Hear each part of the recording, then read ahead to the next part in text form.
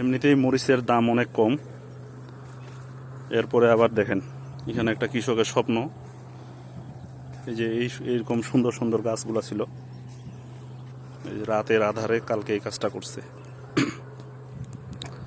মানে বিষয়টা খুব দুঃখজনক। একটা কৃষকের অনেক স্বপ্ন থাকে এখানে, কিন্তু এই যে রাতের আধারে যদি এইভাবে কাজটা করা হয়, মানে মানুষের বিবেক কোথায় যে হারিয়ে গেছে আল্লাহ মাহবুদ জানে।